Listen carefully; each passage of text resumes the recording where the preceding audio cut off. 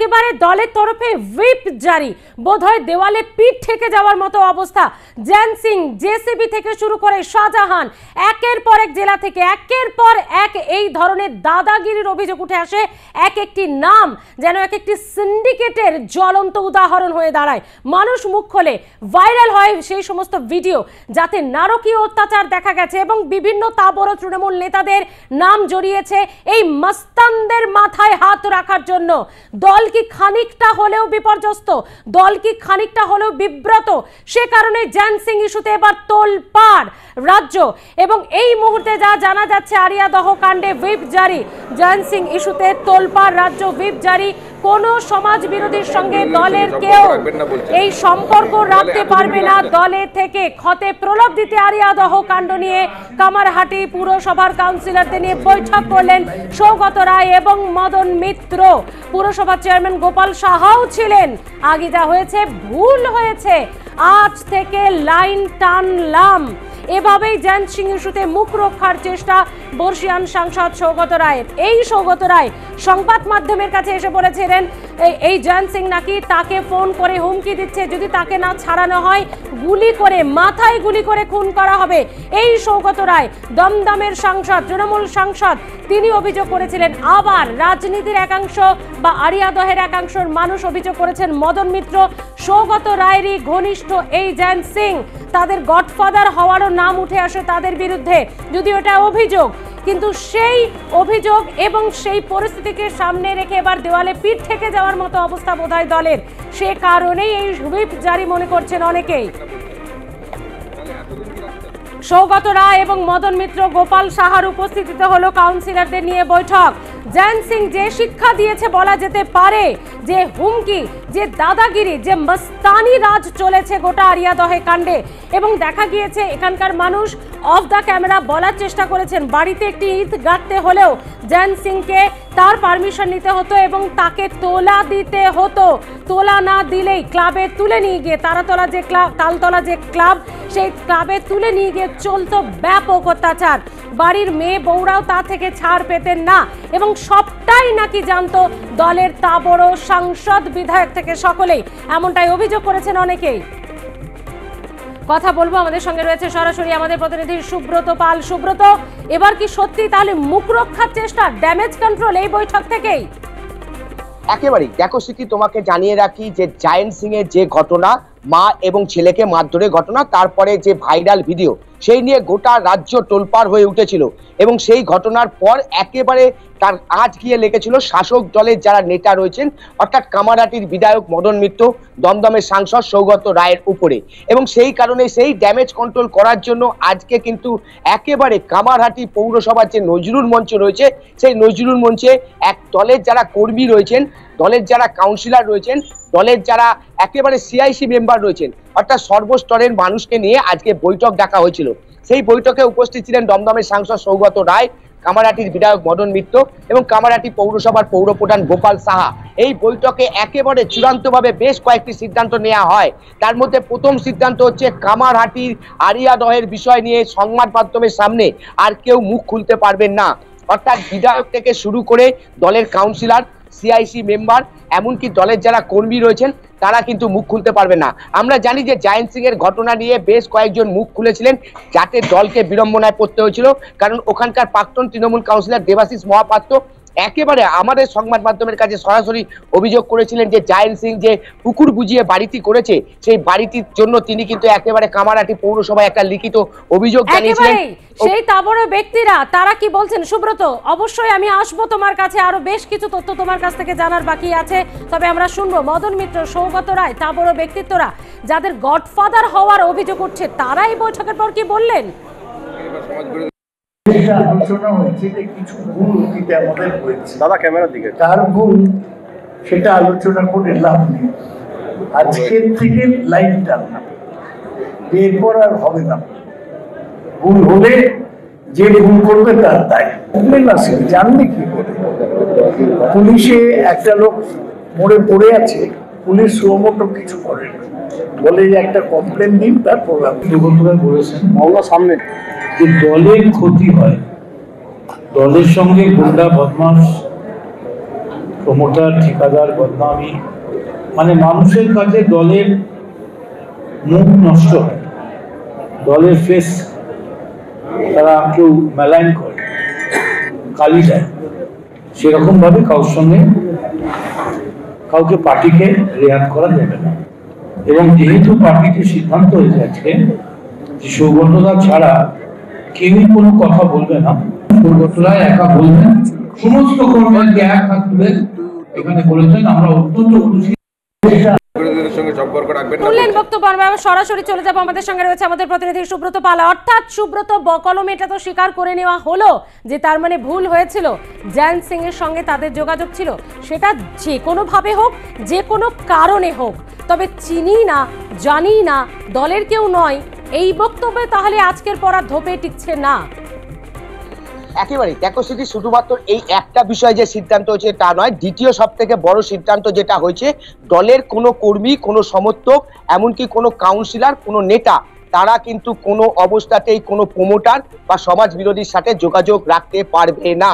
অর্থাৎ আজকে দলকে সিদ্ধান্ত নিতে হচ্ছে প্রমোটার এবং সমাজ বিরোধীদের সাথে যোগাযোগ রাখতে পারবে না। সেই ক্ষেত্রে একেবারে বর্ষিয়ার নেতা সৌগত রায়কে আমরা প্রশ্ন করেছিলাম, তাহলে কি এতদিন পর্যন্ত দলের সাথে এই সমাজ বিরোধী জয়ন সিং এর মতো যারা রয়েছেন তাদের যোগাযোগ ছিল?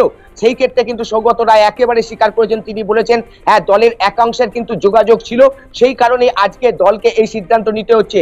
2026-এর যে বিধানসভা নির্বাচন, সেই বিধানসভা নির্বাচনের কথা চিন্তা করে দলকে আজকে সিদ্ধান্ত নিতে হচ্ছে যে মানুষ যে কোনো আচরণের ওপর দলের প্রতি ক্ষুণ্ণ হয় এমন কাজ করা যাবে না। সেই কারণেই কিন্তু এই সিদ্ধান্ত নেওয়া হয়েছে এবং সেই কারণে একেবারে দলের নিচুতলার কর্মী থেকে শুরু করে দলের সমস্ত নেতাদের জানিয়ে দেওয়া হয়েছে কেউ কোনো রকম প্রমোটার এবং যারা সমাজ বিরোধী তাদের সাথে কোনো রকম যোগাযোগ রাখা যাবে না। সৌগত রায় আরও বলেছেন যে তিনি পুলিশ প্রশাসনকে পরিষ্কার করে জানিয়ে দিয়েছেন যে একেবারে পুলিশ প্রশাসনকে তিনি বলেছেন যাতে জয়ন সিং এর মতো যারা রয়েছেন তাদের বিরুদ্ধে কড়া ব্যবস্থা নেওয়া হয়।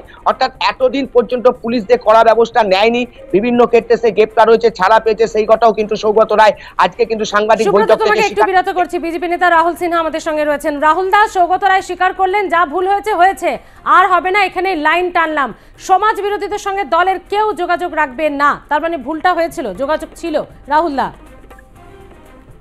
এখন যেহেতু জয়ন্তর সাথে সৌগত রায়, মদন মিত্র, পুলিশ এবং বাকি তৃণমূল নেতা পুরোপুরি সম্পর্ক যখন প্রকাশ্যে চলে এসছে, জয়ন্তকে মালা পরাচ্ছে, জয়ন্তর অনুষ্ঠানে অংশগ্রহণ করছে, এই সমস্ত ছবি যখন প্রকাশ্যে এসে প্রমাণ হয়ে গেছে যে সৌগত রায়, মদন মিত্র, জয়ন্ত সব এক, তখন ওই জায়গা থেকে নিজেদের ফেস সেভ করবার জন্য আজকে এই জাতীয় নাটক তৈরি করা হয়েছে। এখন জয়ন্ত থেকে দূরত্ব তৈরি করবার একটা কায়দা তৈরি করা হয়েছে, এতদিন পর্যন্ত কিন্তু হয়নি। এতদিন জয়ন্ত ধরা পড়েছে কবে? জয়ন্ত ধরা পড়ার আগে আত্মসমর্পণ করেও জয়ন্ত ছাড়া পেয়ে গেছে, তখন কিন্তু এই সমস্ত হয়নি। তখন সৌগত রায় দোষ দিচ্ছে মদন মিত্রকে, মদন মিত্র দোষ দিচ্ছে সৌগত রায়কে, এই করে কাজ চলেছে। এখন দেখছে যে ফেস সেভ করার জন্য, সবাইকে বাঁচানোর জন্য এখন জয়ন্ত থেকে দূরে থাকতে হবে আর প্রমোটারের থেকে দূরে থাকতে হবে। প্রমোটারের থেকে তৃণমূল দূরে থাকতে পারে? কখনো পারে না। অর্থাৎ যেখানে টাকা সেখানে তৃণমূল আছেই আছে। অতএব এই জাতীয় আজকে যে ঘটনা আমরা দেখলাম, এটা সম্পূর্ণ নাটক ছাড়া আর কিচ্ছু নয়। ধন্যবাদ রাহুল দা। আমি যাব আমাদের প্রতিনিধি সুব্রতর কাছে।